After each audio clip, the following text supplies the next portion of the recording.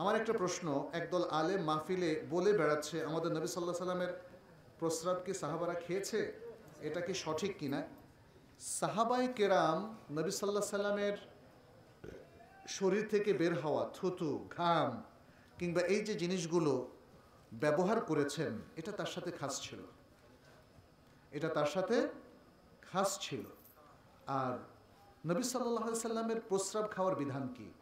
এটা শরীয়ত সম্মত নয়। কেউ যদি সেটা অতি আবেগে সে কাজটা করে ফেলেন, সেটা তার জন্য হয়তো ক্ষমার যোগ্য হতে পারে, কিন্তু এটা আসলে আমভাবে রাসূল সাল্লাল্লাহু আলাইহি সাল্লামের মল মূত্র এটা খাওয়া শরীয়ত সম্মত নয়।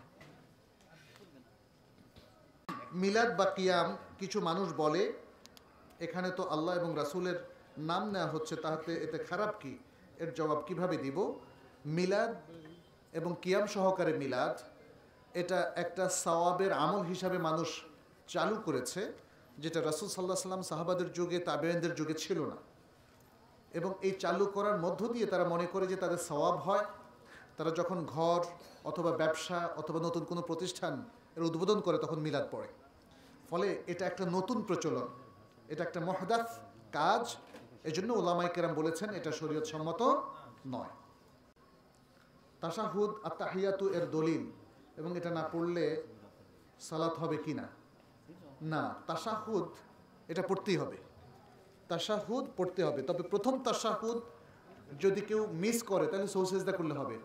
লাস্ট তাশাহুদ সালাতুর রুকন পড়তে হবে, মিস করলে তাকে দোহরায় সালাত পড়তে হবে। যে আজকে শেষ প্রশ্ন, আমাদের দেশে অনেক পীরের দরবারে আল্লাহর জিকিরের সাথে বাবার শান ও মান বলার বিধান কি, আর বাউলদের ব্যাপারে আমাদের কিরূপ ধারণা রাখবো? আল্লাহর জিকিরের সাথে বাবার শান ও মান এগুলো যারা অ্যাড করেছে এটা প্রচণ্ড বড় রকমের বেদাত।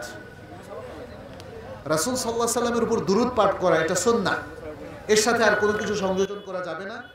আর বাউলদের ব্যাপারে আপনারা জানেন যে তাদের মধ্যে প্রচণ্ড রকমের শিরক আছে, শিরকে ভরা তাদের অনেক চিন্তা ভাবনা, তাদের কথাবার্তা, তাদের গান, তাদের সেই জিনিসগুলোকে স্বীকার করে নিলে আমাদের ঈমানটা ধ্বংস হয়ে যাবে।